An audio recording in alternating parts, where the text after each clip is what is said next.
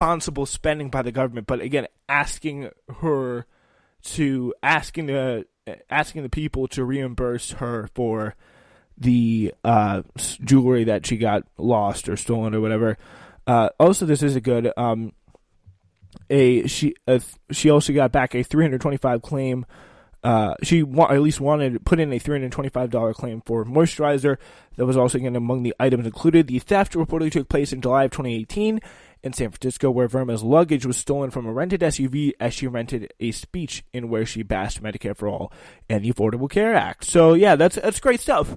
Any little thing that could get poor people health care, maybe they have to pay a little more in tax, like anything where they pay in taxes actually benefits them, that is just unacceptable. But when it comes to paying back me for things that I was foolish enough to get stolen from me, like that's something that must happen here. I think it's really emblematic of the Trump administration, where people like this in this administration are not the bug, they're not the once in a while, they are the feature.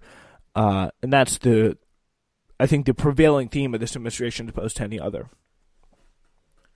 Oh yeah, I mean they just care about themselves, and then they care about how they can make themselves more powerful. I mean, yeah, Miss Verma, I believe I forgot her last name, but she has had a little bit of an interesting thing. I mean, I remember when Trump had put her up, I read more about her, and she said that Medicare and Medicaid is the death note for America.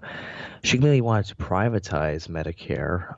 Kind of so shocked she hasn't done it yet, because of the fact she wanted to get rid of all the costs and this and that. And she said that private insurance would be the best option for people. And I think that the problem is with people like this is that I believe she actually did work for private insurance, if I'm correct. A lot of the people who Trump put into place are people who are from corporations, are people who are just trying to make the corporations more powerful. Like you look at the former EPA executive, Scott Pruitt, look at former Department of Energy Secretary Rick Perry. Both these guys only did things that would be help beneficial for their state. Like, Rick Perry, not too long ago, in early 2018, he gave massive tax breaks for wind farms. But let me also tell you this, you have to have a certain amount of megawatts produced, which only a couple wind farms in Texas, and there was only 3 out of Texas. 2 of them were in Massachusetts, and 1 was in Maine, that were able to get a tax break off of their land and property taxes that were on federal grounds. So that's just one example. I mean, a lot of these people who Trump puts in the administration just work for their benefit, and honestly, they really don't care about a lot of other people because they just want to make sure their life stays good, and they're not going to be willing to get rid of anything to make sure everyone's life is as good as theirs. Yeah, and it's just kind of such a very, very prevalent theme, and you can really be for Medicare for All or anti-Medicare for All, just not really realize the hypocrisy that's going on here. And I think that's why it's so important that you got to have the right vision to come in and defeat Donald Trump and just kind of drive these people out. And it's very, very important, I think, that this kind of stuff does get out here. Yeah, I would say so. Yeah, so that's very, very, very clearly, I think, you say Seema Verma left no doubt for her opinions about switching away from the current for-profit system. 4 months later, again, where she called Medicare for All a bad idea and scary, probably for her and her private health insurance fans, it was pretty scary. Verma followed up with a number of attacks this year. She said in April, contrary to a number of studies, that Medicare for All proposals such as Senator Bernie Sanders would mean worse healthcare outcomes at a higher cost for Americans. It's just not really backed up by anything. An op-ed published last week in Fox Business, she called Medicare for All a foolish plan that would ruin the program for everyone. Again, of course, she wants to have this privatized and let the kind of for-profit insurance kind of get into the last bastion of healthcare that people actually like. It's kind of insane that this is the funny thing. This is the Centers, again, for Medicare and Medicaid Service Administration also attack Medicaid, including pushing work requirements, so-called block grant programs. So that's pretty much, again, more kind of conservative policy that's been introduced over the past, I'd say, 10 or so years to kind of water down this Medicare and Medicaid program. Like, do you think that this program is in danger? Are you worried about the safety, I guess you could say, of Medicare and Medicaid and our entitlement programs down the line? So would you be talking about with it under Medicare for All system? Oh no, just currently. Like even if we don't get to a Medicare for All system, like do you think that they could be cut quickly down the line? Oh yeah, I mean they've been, I believe, already cut quite a lot, substantially over the last couple of years over Trump's administration. Mm-hmm. And if Trump gets a second term, I could probably see massive cuts brought on at least to Medicaid. Medicare, are going to be small cuts, I would probably presume. Social Security, we're going to have massive cuts as well. But Medicaid, I see pretty Yeah, that's big gonna be cuts tough. coming. Yeah. Yeah. Yeah, that because it's the one for poor people, though, so no one really cares about that in the Trump administration. So that's, as we can see clear by the woman who is kind of laughably supposed to be running it.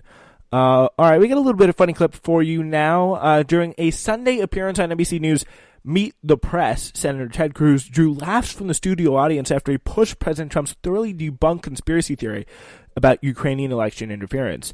Saying, quote, "Do you believe Ukraine meddled in the American election in 2016? Meet the Press host Chuck Todd asked, and I do, and I think there is considerable evidence of that. And that drew some laughter on the set. Because do you believe Ukraine meddled in the American election in 2016? I do, and I think there's considerable evidence. You do? You do? Yes, Look, and Chuck, let me say. This is, Senator, this sort of strikes me as odd, because you went through a primary campaign with this president. He launched a birtherism campaign against you. He went after your faith. He threatened to, quote, spill the beans about your wife about something. He pushed a National Enquirer story, which we now know he had a real relationship Chuck, with the editors you're of the National dragging Enquirer. up all that garbage. Senator, that's very kind of you.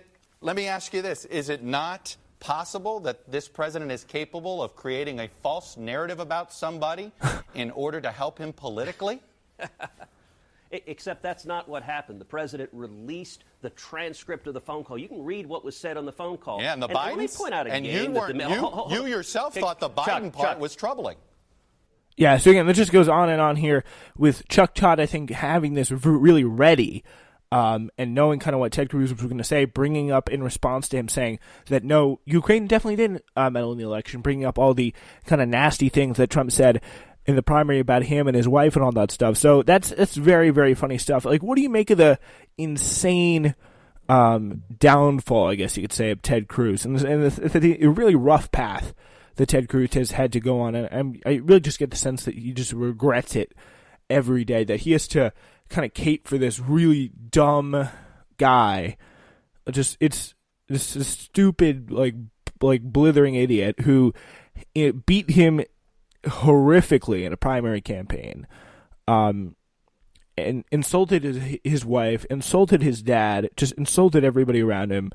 And now he has to come out and be like, yeah, he did nothing wrong. He's just doing the best that he can. It's totally fine. There's nothing wrong with this. Like, this is just such an insane political story, I think, if you kind of look back and think about it. Oh yeah, I mean, perfectly put into the MSNBC thing that happened today. Chuck Todd actually brought up what Trump did to him during the 2016 election, about how he was getting name called by Trump, and then he was just sidetracked off of it completely. I mean, Ted Cruz is something of an interesting figure. Like, he's defending a guy who went out of his way to attack him, and he literally then goes off into outer space and says things that I don't even understand what he was saying. That, oh, by the way, Ukraine also was in our election because they wanted to get Hillary Clinton elected as well. Which, I mean, look, at least he acknowledged the fact during the interview. The only thing I will say that was good about the interview is at least he could actually acknowledge and said, look, yeah, obviously there's enough information that Russia had interfered in our election. But then when he says that anyone who actually looked at it would understand that, but Trump looked at it supposedly and still to this day does not believe that that actually occurred. So, I mean, Ted Cruz really has had a pretty major drop, and it's a little bit weird because he's defending someone who I really don't think that he should be defending whatsoever, because he's defending a person who literally went out of their way to attack the person personally, and it doesn't really add up all the time when I see Ted Cruz act in public. Yeah, I mean, it's really kind of crazy to see someone just that kind of pathetic and just being owned. Like, if you think of when people think of a politician, like a real slimy kind of politician type character, I think that's the guy who they should come to first. All right. I do want to talk quickly before we end the show here about what's going on in the 2020 race. James, I know you've been following it. What is your take on some of the top candidates at this point? Like, what do you think we need to know about as the race drags on with 2 months towards Iowa? Oh, definitely quite a lot of stuff going on. I mean, we're looking at I was looking at Buttigieg's horrible Medicare for All Who Want plan, which is quite interesting. People really didn't know this, and I was a little bit shocked about it as well. How his plan is going to work, basically, it's going to work like this. If you can't afford your insurance, the government will give you a voucher to pay for your care, and then you will have to pay it back in the future through, obviously, I think that he was saying through increase of taxes. I believe he was going to make like a tax on I believe he was going to just increase like some of the taxes on the more wealthier people in the country.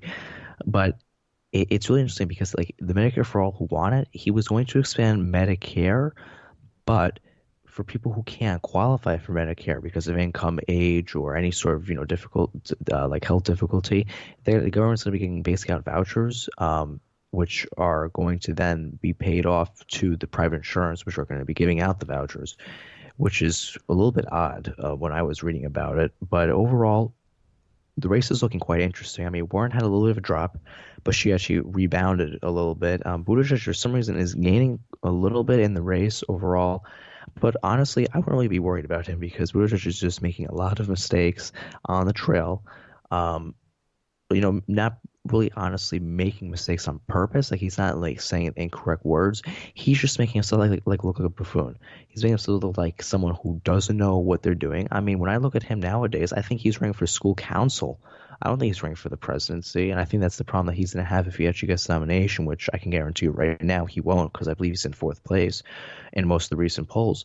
The only three people who I can honestly see, or actually only two people who actually could beat Trump, three people could get the nomination, but two people could easily beat Trump in the nomination is Biden and Bernie. Warren would have a tough time beating Trump in the nomination, but overall, Biden also had a funny thing in Iowa the other day when the guy was there.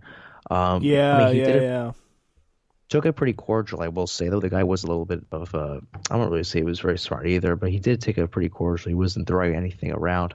But the guy was something was a little bit wrong with him, I would say, because some of the stuff he was saying didn't really make sense. But it seemed like he was just trying to get a fight, I believe. It seemed like when I was watching the video what happened there, but at least he kept his cool. Yeah, for those of you who don't know like what we're talking about here, there's a kind of a video that went around on social media of this rally in Iowa where there was this guy who was like, "Oh, I like what you do. I like what you're doing, but I do have two problems with you. One of them is that you're a little bit too old, and then you're a little bit too old for my taste. I kind of like worry about having someone who's that old in the Oval Office, which I mean, again, it's a fair concern. I think probably the fairest concern that you can have with Biden or Bernie.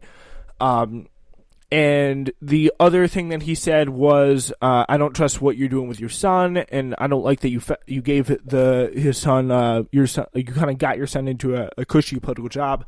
I don't think that's very ethical, is what he was saying. And then Biden, I think it was pretty crazy to see Biden just kind of almost blow a gasket there, challenging him to like a push-up contest, an IQ test. He's like, because the guy was like a little overweight, he was a pretty fat guy. Who was asking him the question. So Biden was like, yeah, let's go running. Let's go do push-ups. Let's do an IQ test. I'm smart. Like, it was a really weird display from him. And I think, of course, there's been more and more clips of him kind of just talking about stuff that just doesn't really make that much sense in terms of, like, just bringing up random things kind of apropos of nothing. But yeah, so that's the thing that I think his supporters, I think it's clear at this point, it's happened so much, I just don't think that he really cares that much about them. So, I don't think his supporters care that much about what he is, the mistakes that he may be making there on the campaign trail. So there is that. But there is an interest